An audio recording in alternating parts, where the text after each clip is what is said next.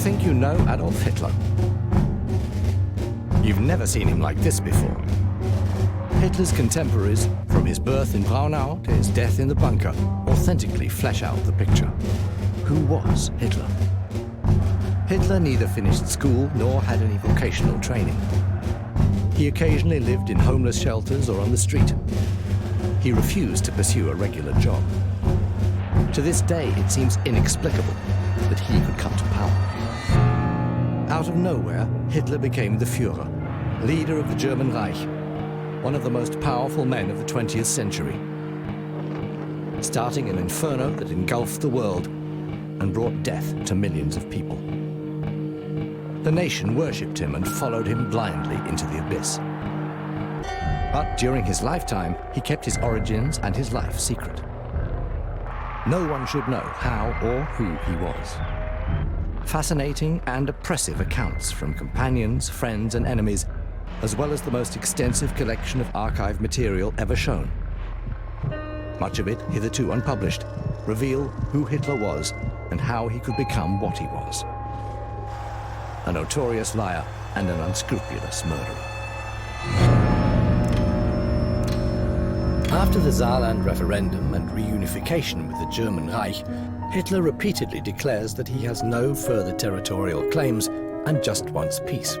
Already in March 1938, he breaks his word and uses the threat of a military occupation to annex Austria. He then threatens to invade parts of Czechoslovakia and, thanks to the Munich Agreement of October 1938, is able to claim a large part of the country.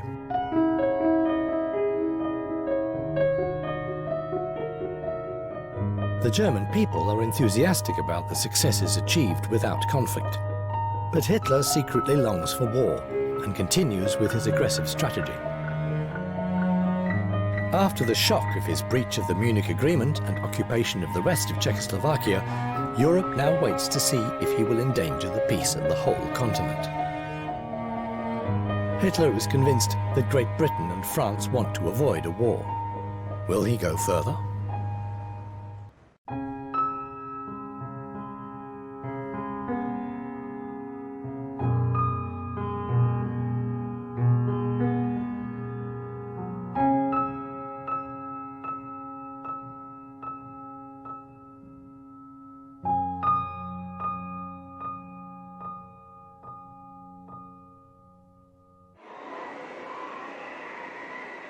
Diary, January the 1st, 1939.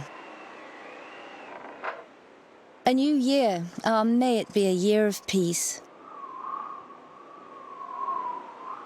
Thea Sternheim, art collector and author. Until the beginning of October 1938, the White Meadow was in the Czech part of the Sudeten Mountains and is now part of the German Reichsgau Sudetenland. This new district has almost 3 million inhabitants who see themselves as Germans and welcome the Anschluss, the union with the German Reich.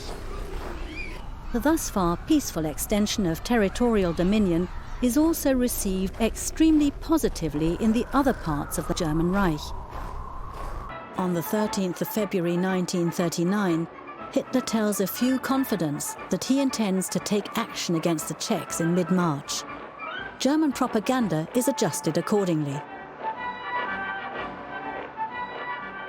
Diary, Berlin, March the 14th, 1939, nighttime. Foreign broadcasters are reporting that the Czechoslovak President Hacha arrived in Berlin today and was received by Hitler. Does this mean war, after all? Erich Ebermeier, writer.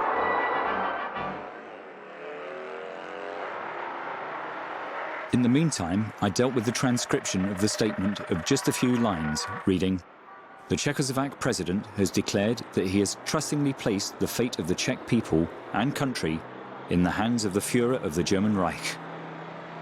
The Führer accepted this declaration and expressed his intention of taking the Czech people under the protection of the German Reich and guaranteeing them autonomous development of their ethnic life suited to their character." Paul Otto Schmidt, interpreter for Adolf Hitler.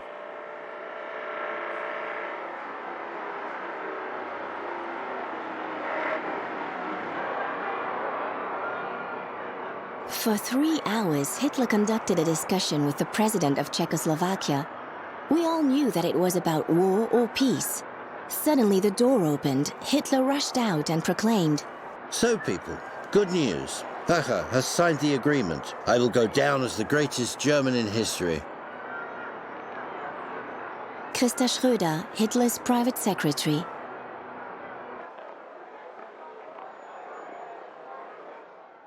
Letter to Elizabeth Wagner, March the 15th, 1939, evening. The Führer drove to Prague at 4 o'clock this afternoon. He is staying in Prague Castle. In the morning, there will be a parade. His dream is thus fulfilled. Eduard Wagner, Artillery General.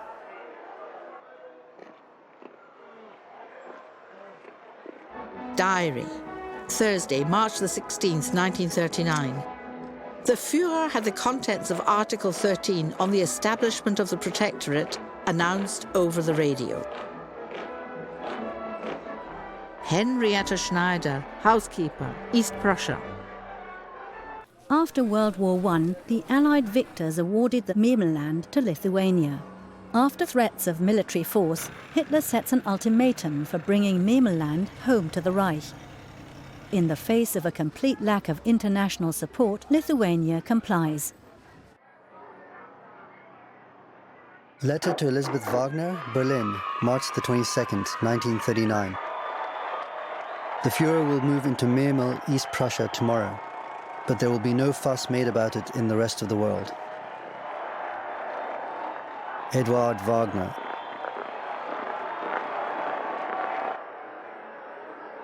Diary. Thursday, March the 23rd, 1938.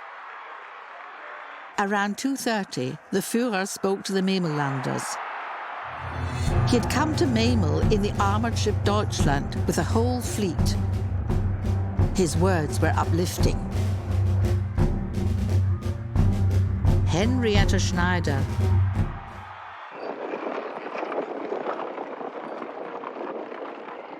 Secret report to Ambassador Josef Lipski in Berlin. Everyone is awaiting further steps from Hitler. It is generally assumed that after the annexation of Memel, he has to move on to the settlement demands with Poland, primarily the takeover of Danzig and the corridor. The solution to these questions will meet with understanding and recognition by the German people. Felix Tyszewski, Polish General Consul.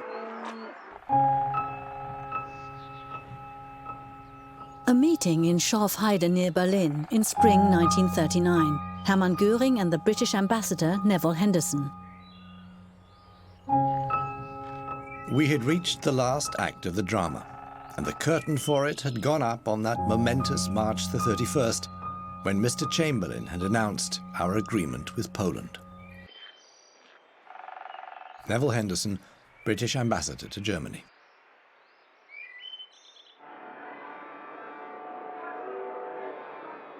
House of Commons, March the 31st, 1939. I have to inform the House that during that period, in the event of any action which clearly threatened Polish independence, His Majesty's government would feel themselves bound at once to lend the Polish government all support in their power. They have given the Polish government an assurance to that effect. I may add that the French government have authorized me to make it plain that they stand in the same position. Neville Chamberlain, Prime Minister. But no one who understood the situation could doubt that it meant in all human probability a major war in which we should be involved. Winston Churchill, member of the House of Commons. Letter to his wife, Vita Sackville-West, April the 20th, 1939. Harold Nicholson, Member of Parliament, National Labour Party. There is a break in the crisis, which makes me uneasy. That is one of the worst things with this tension. If Hitler doesn't do anything, we all become uneasy. And if he does do something, we all get frightened. Hitler deliberately focuses on strengthening military traditions. In Schwetzingen, in the southwestern German provinces, a veteran of the Franco-German War is buried. Everything is now a matter for the party and its structures. A representative of the Wehrmacht holds a eulogy at the grave. In 1939, the NSDAP has 5.3 million members. Its mass organizations such as the SA, the Hitler Youth and the German Labour Front are responsible for another 30 million Germans, a nation marching in step towards war. May 1939. Dear Dilemma, it's pretty damned interesting. I was up in Danzig for a couple of days. Danzig is completely Nazified. Lots of Heil Hitler, etc. I think that if Hitler can extricate himself from this matter without losing face, he will do so. If Ribbentrop and the radicals get their way, it will be interesting to see what happens in the end. Don't forget, the Poles are no Czechs, and they will fight.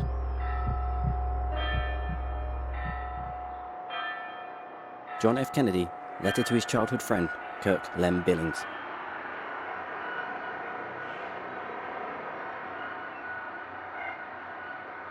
June the 6th, 1939. Amateur footage of the flags in the street Unter den Linden from a window in the French embassy. The SS is distributing German and Italian flags on the occasion of the parade celebrating the return of the Condor Legion from the Spanish Civil War. The Germans have known for only a few weeks that, together with Italian troops, this Luftwaffe unit helped the Spanish fascists to victory over the left-wing Republic, thereby gaining experience of aerial warfare in a covert operation.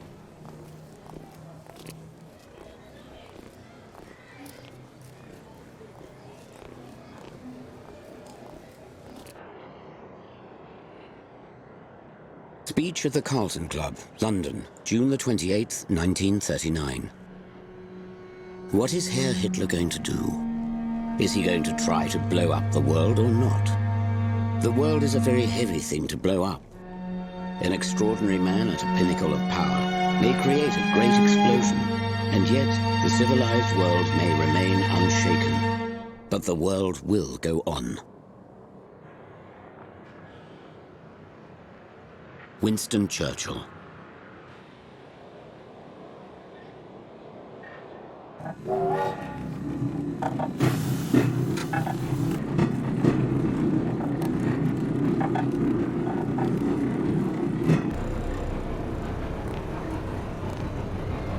The market in Swinemünde, a port on the Baltic Sea in the province of Pomerania.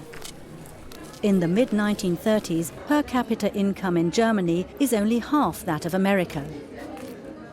Above all, agriculture, from which 9 million Germans live, is still underdeveloped. In 1928, only 68% of the German Reich could supply itself with food. But by 1939, this share has risen to 83%. Mainly meat and fats still have to be imported. Nobody is starving in Germany anymore. The Germans are doing well.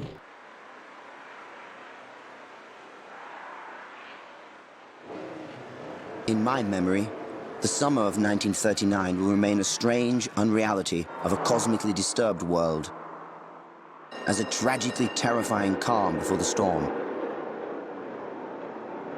Arno Breker, sculptor and architect.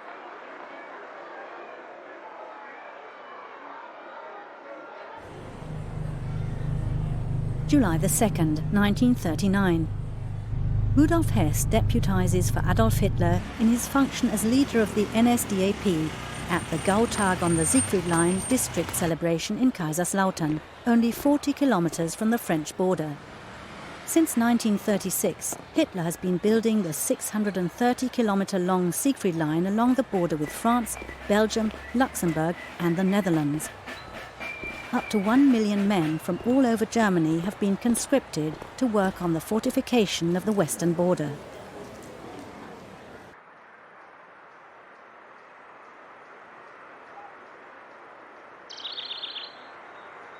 I still remember how I threw my aunt's cat from the second-floor window and it landed unharmed.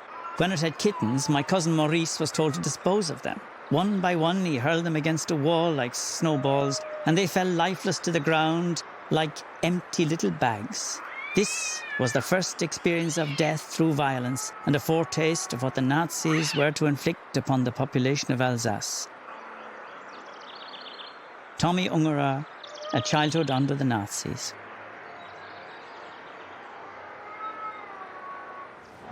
Sunday, July the 16th, 1939.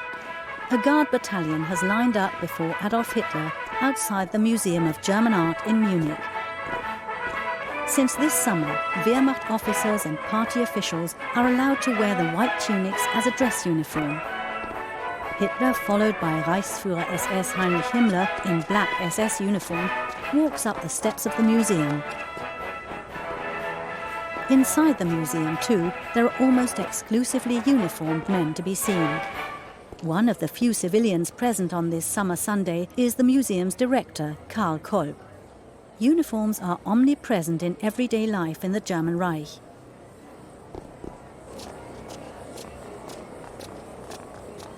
This morning, Adolf Hitler is attending the opening of the Great German Art Exhibition of 1939 at the Museum of German Art. Hitler takes the floor, but, as often, does not speak without notes. It is his last speech on matters of culture. Following this, Hitler inspects the exhibition with his confidant in art affairs, the architect Gerdi Trost. They are accompanied by Dino Alfieri, Mussolini's Minister of Popular Culture, who will become ambassador to Berlin at the end of the year.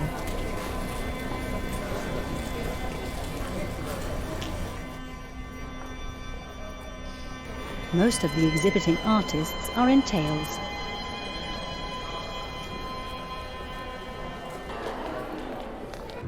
Accompanied by Air Force Adjutant Nikolaus von Below and his factotum Julius Schaub in SS uniform, Hitler hurries to his Munich apartment.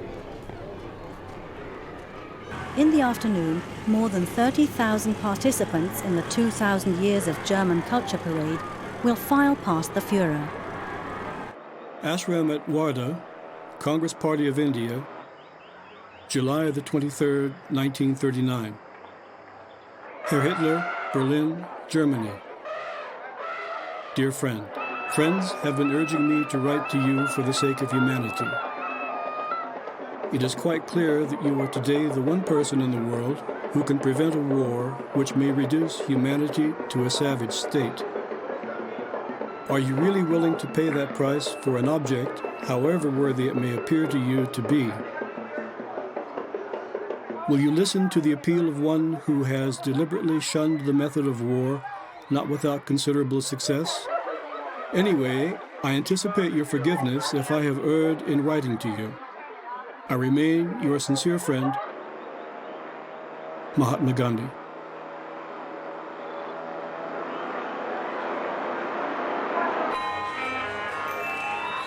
Letter to Max Born, Edinburgh, August the 1st, 1939. I don't want to write much about the witch's cauldron that is Germany.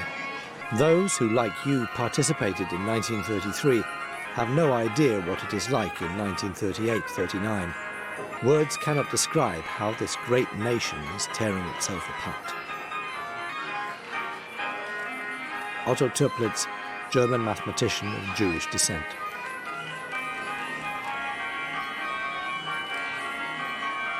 The imperial city of Augsburg. In 1939, the medieval trading city has 185,000 inhabitants and has been the location of important industries since the second half of the 19th century. Here too, from the end of the 1930s, there is a consistent focus on war production. The Augsburg-Nuremberg engineering works manufacture, among other things, diesel engines for submarines. The Messerschmitt factories produce fighters and bombers, the Renk factories large gearboxes. From 1943, Allied bombers will begin destroying the Bavarian armaments complex. The summer was winding down. The weather was warm and sultry, and Danzig's numerous cafes, beer and wine gardens were filled with Germans enjoying themselves, despite all the talk of imminent war. It was difficult to conceive of such folks going to war are causing war to break out over them.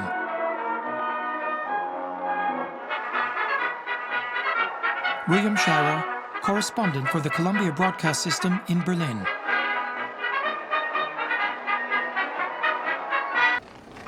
On August the 11th, 1939, the town of Perleberg in the Prussian province of Brandenburg, northwest of Berlin, celebrates its 700th anniversary. The number of uniformed people in the historic parade shows that the National Socialists have managed to attract both young and old.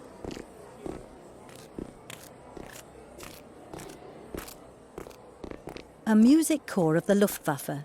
Since 1934, Perleberg has been the location of a military airbase. The Organisation Todt, a paramilitary construction group, the National Socialist Motorized Corps, and the local political leaders of the NSDAP. A brass band of the General SS, followed by regional SS stormtroopers, the Reich Labour Service. Hitler is marching Germany to war. Hitler could also keep secrets with astonishing mastery. He never told us his secret intentions or informed us about his plans. Christa Schröder.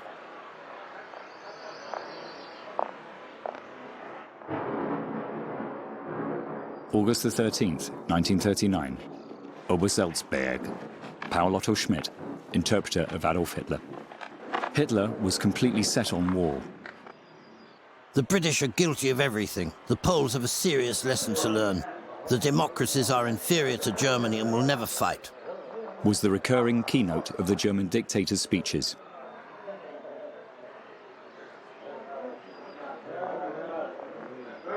The next day, the Italian foreign minister Ciano was received at the Burghof. Hitler spoke the following sentence at this event. I am firmly convinced that neither England nor France will enter into a general war.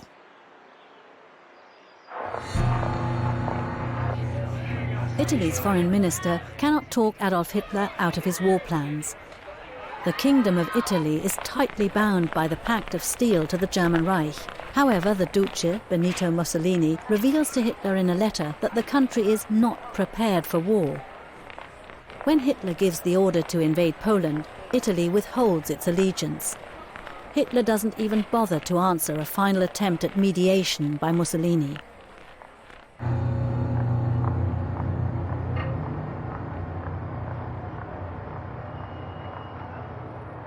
On August the 19th, Käthe and Erich Höse from Leipzig begin their honeymoon with a canoe trip on the Oder River in Upper Silesian Ratibor. They take Erich's camera.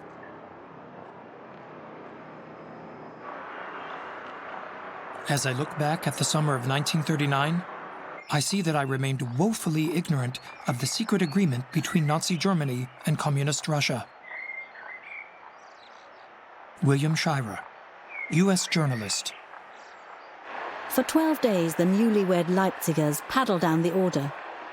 During this time, Adolf Hitler propels the continent into a world war. Diary, Paris, August the 19th, 1939.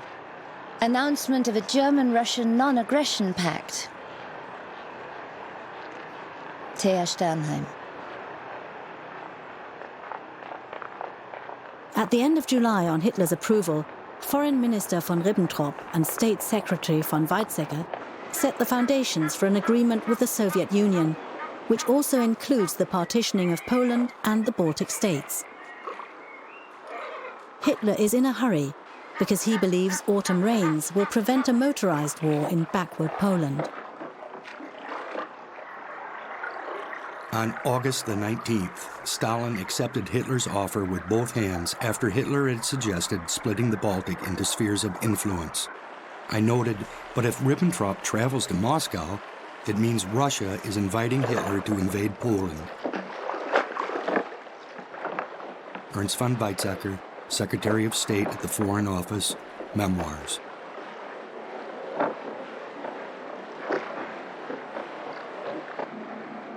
Telegram to the German Chancellor, Herr A. Hitler, August the 21st, 1939. I thank you for your letter. I hope that the German-Soviet non-aggression pact will be a turning point and a serious improvement in political relations between our countries. The Soviet government has instructed me to tell you that they agree to the arrival of Herr von Ribbentrop in Moscow on August the 23rd. J. Stalin. Diary, August the 22nd, 1939. About 4 years ago, the Führer told a foreigner in my presence that he couldn't cooperate with Moscow because it wouldn't be possible to forbid the German people from stealing and at the same time maintain a friendship with thieves. Alfred Rosenberg, Director of the Foreign Policy Office of the NSDAP. Diary, August the 23rd, 1939. In the evening, I sit in the Pilsner on the Kurfürstendamm. I allow the street life to flow past me. People with a burden, who well know what's going on, somewhat sad and thoughtful. Eduard Wagner, Artillery General.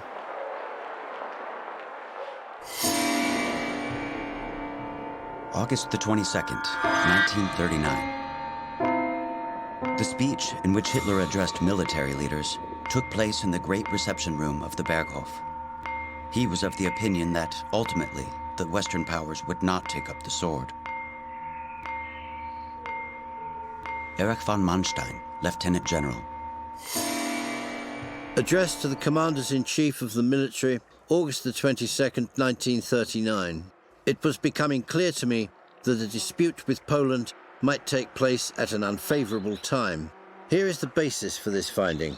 It depends essentially on me, on my existence, on my political ability, for it is a fact that probably no one will ever have the trust of the entire German people as I do. In the future, there will probably never be a man who has more authority than I. My presence, therefore, is of great value. But I can be eliminated at any time by a criminal or by an idiot. Adolf Hitler. Diary, Sunday, August the 27th, 1939. Exchange of letters between Hitler and Chamberlain. Hitler wants Danzig and the corridor for Germany. Henrietta Schneider.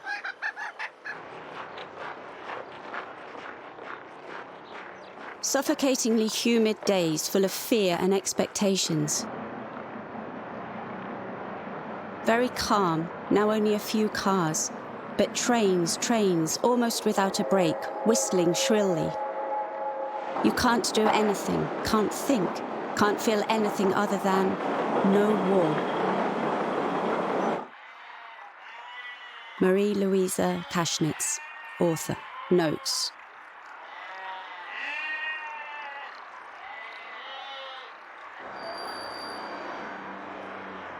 Diary, Monday, August the 28th, 1939. We believe that there will be war. Yesterday, rationing introduced for milk, fat, coffee, textiles and other things. Potatoes, flour, bakery products, vegetables, eggs are free. Diary, Wednesday, August the 30th, 1939. In the afternoon, troops equipped for war passed for hours, heading for the border. Poland has declared mobilization. Henrietta Schneider. On August the 30th, Käthe and Erich Höse reached the delta of the Oder River and Stettin, the harbour. Government cruise liners are anchored here, placed under the protection of the Red Cross as hospital ships. 2 days after the honeymooners arrive in Stettin, the Second World War begins. Erich Höse becomes a soldier on September the 1st. Autumn is coming. The terrifying autumn of 1939. For suddenly the world is trembling. The trembling now felt is long delayed and has time and again been bravely warded off. Hitler invades Poland, England's ward of court. Friedrich Holländer, German composer. Night of August the 30th, 31st, 1939. In these hours, I knew that if war came, and who could doubt its coming, a major burden would fall upon me. Winston Churchill.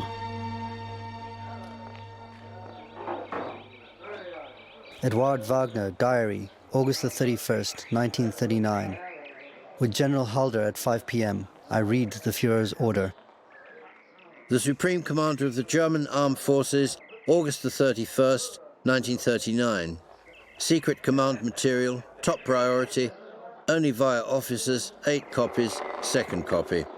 The invasion of Poland is to be conducted according to the Case White preparations, with those changes that occur with the army now in near full deployment. If England and France begin hostilities against Germany, the Western operations of the German armed forces should provide careful consideration of force resources to ensure conditions for the successful conclusion of the operation against Poland. Adolf Hitler. It is disturbing to see the amount of responsibility that he bears and accepts.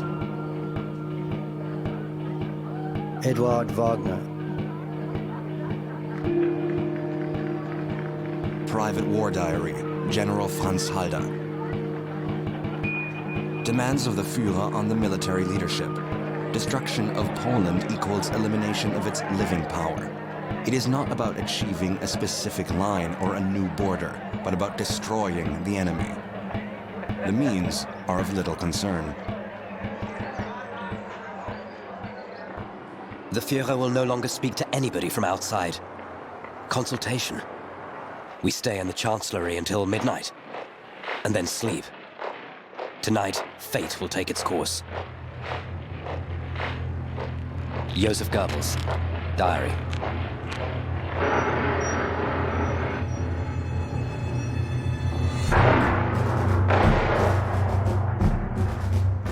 Message from Commander of Westerplatte Peninsula to Polish Navy Headquarters in Gdynia, September the 1st, 1939, 0450.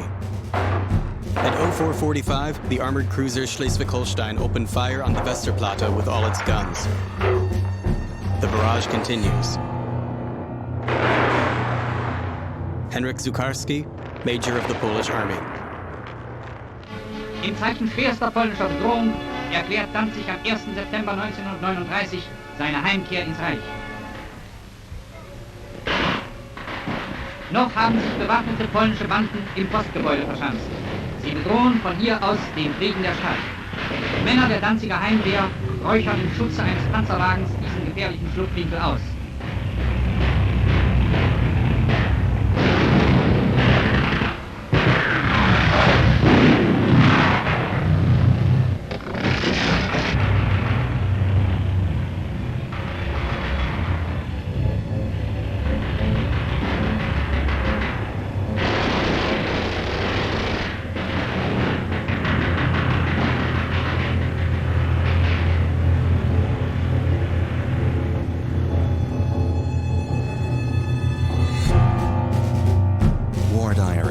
September the 1st, 1939, Friday, 7th day of mobilization, 6:30 a.m. Border overrun everywhere. 10 a.m., the Führer's Reichstag speech. Franz Halder, Chief of the General Staff.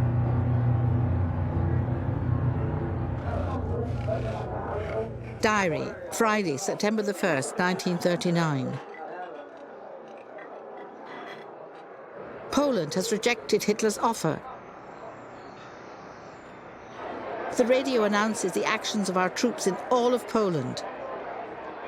All our men from 16 to 55 years old have to go to Lützen, East Prussia. Henrietta Schneider.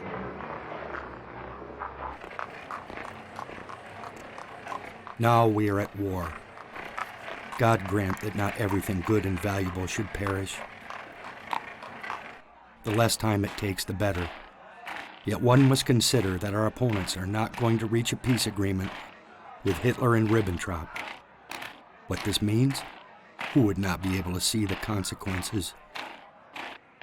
Ernst von Weizsäcker, State Secretary, Ministry of Foreign Affairs.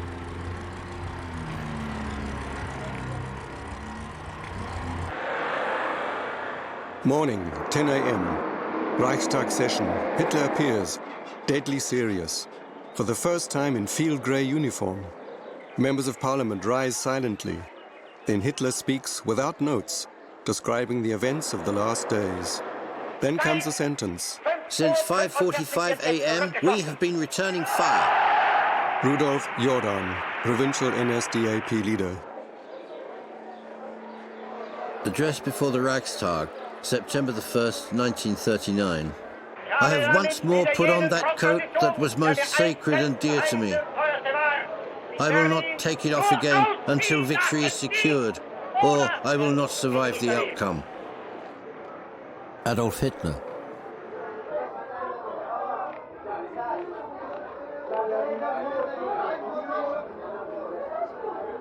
I have a clear memory of the day war broke out. The adults were really serious. Many women cried. On the Rhine Bridge, the first refugees of the Second World War passed by. They were farmers from southern Palatinate villages who had been evacuated from the threatened region behind Hitler's acclaimed fortifications along the French-German border, and who were now going to assembly centres with the few belongings they could take. The ramshackle carts were drawn by cows. Helmut Kohl, schoolboy, later Prime Minister of Germany.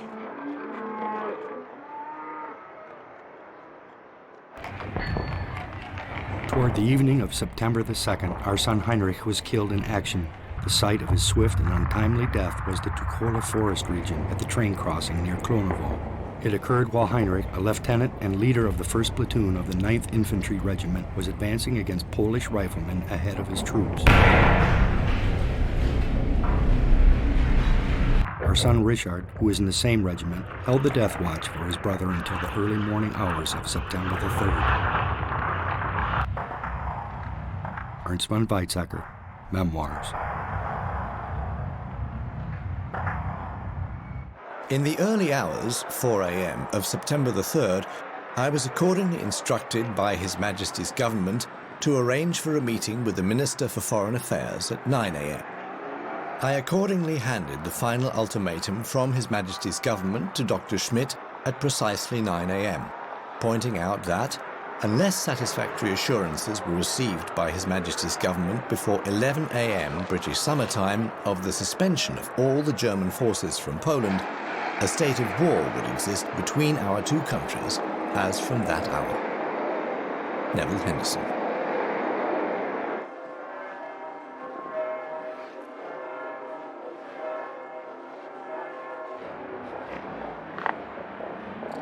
Then I took the ultimatum to the Chancellery. Hitler's most prominent people were gathered in the room in front of his office. "What news?" asked anxious voices.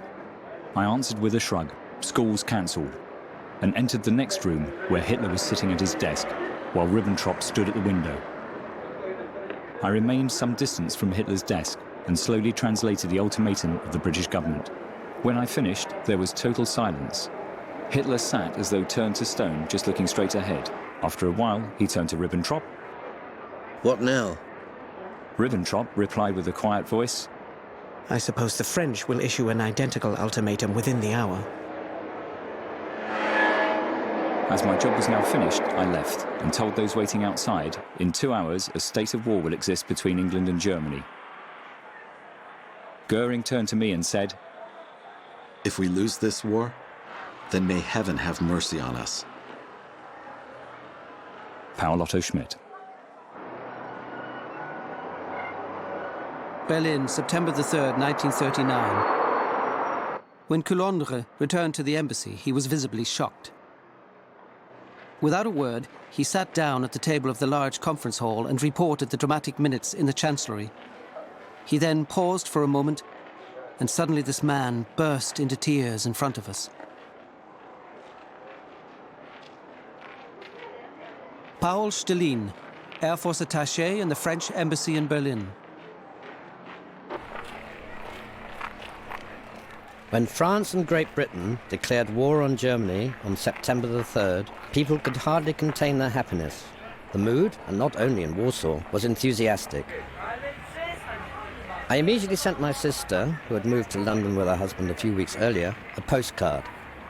It certainly won't be easy, perhaps even terrible, but we are in good spirits because we don't have the slightest doubt that Germany will lose. The postcard never arrived. Marcel Reich-Ranicki, September 1939, unemployed in Warsaw.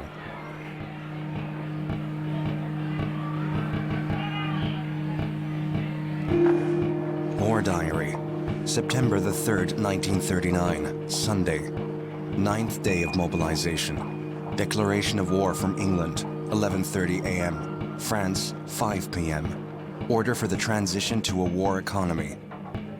Franz Halder, Chief of the Army General Staff.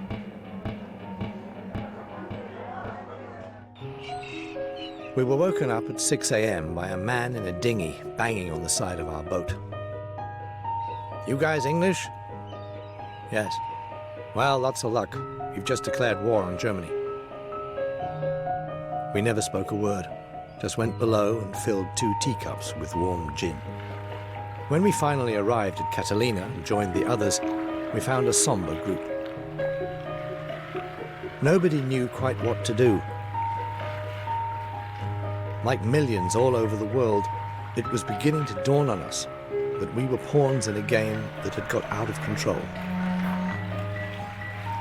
David Niven, British Hollywood actor, Reminiscences. Adolf Hitler accepts the world powers' entry into the war because he considers himself infallible. The extraordinary success leading up to March 1939 has caused his self-confidence to become megalomania. In private discussions, he compares himself to Napoleon, Bismarck and Frederick the Great.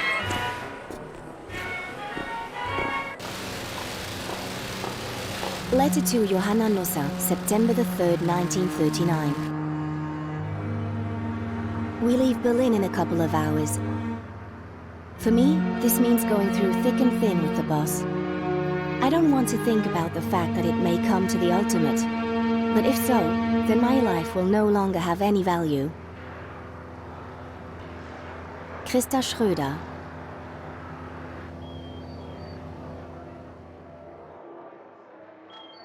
On September the 3rd, 1939, Great Britain and its Commonwealth dominions, Australia and New Zealand, and the Indian Empire declare war on the German Reich. The Union of South Africa follows on September the 6th, and Canada on September the 10th.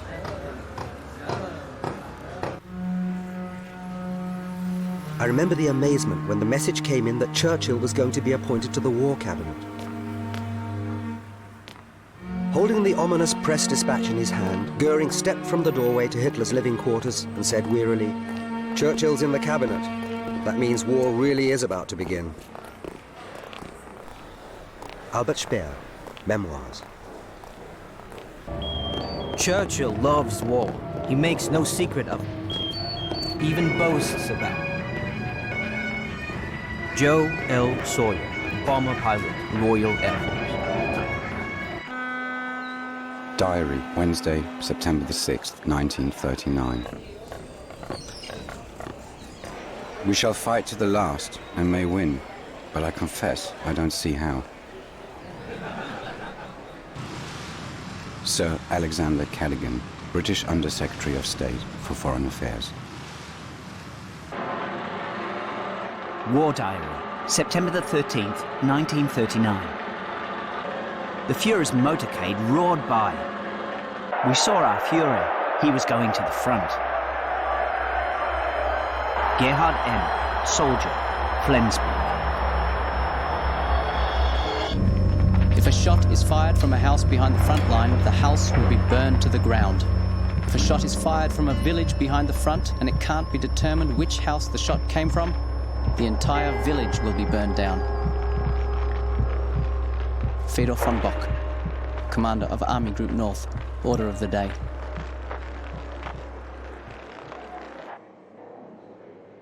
Diary, September the 25th, 1939. Today I was combing my hair and a shaft of sunlight shone on my head, and I was shocked to see how dusty my hair was.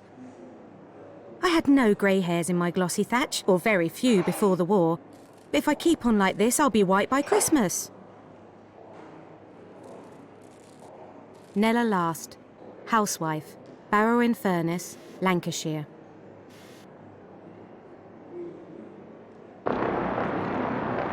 Diary, September the 28th, 1939. Warsaw has finally fallen.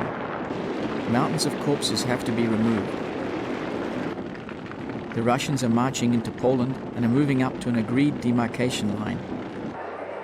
Scattered Polish divisions are leading a heroic, desperate struggle. Udo von Auvensleben, Captain, 16th Tank Division. Some 16,000 members of the German armed forces die, and 30,000 are wounded in the Polish campaign of 1939. Sources report 68,000 dead and 130,000 wounded on the Polish side. Tens of thousands of Polish civilians are killed in the course of the 5-week conflict.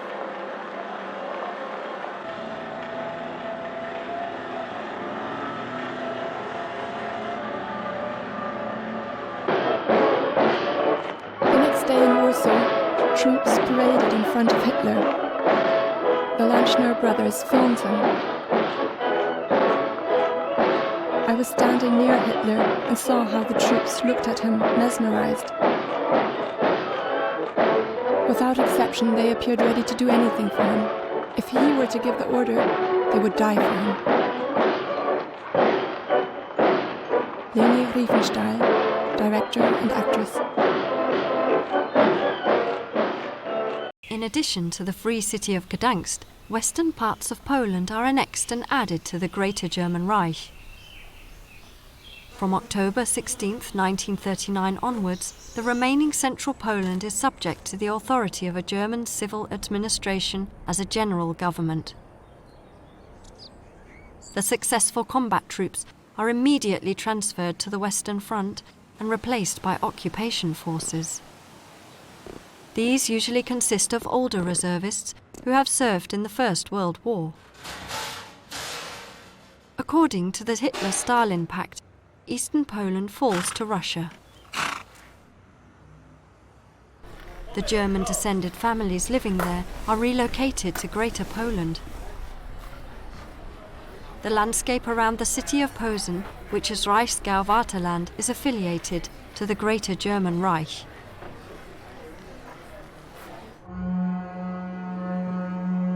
And a nation of 35 millions fell into the merciless grip of those who sought not only conquest, but enslavement, and indeed extinction for vast numbers. Winston Churchill, The Second World War. Diary, October 12th, 1939. The guessing game begins. What's happening in the West? Several hundred kilometers behind the front line, people do not realize that there's a war going on. Friedrich Kellner, Laubach, Hessen.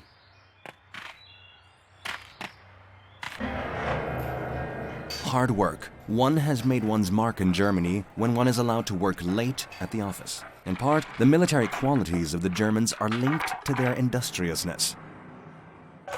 One doesn't leave the war and go home at 6 p.m.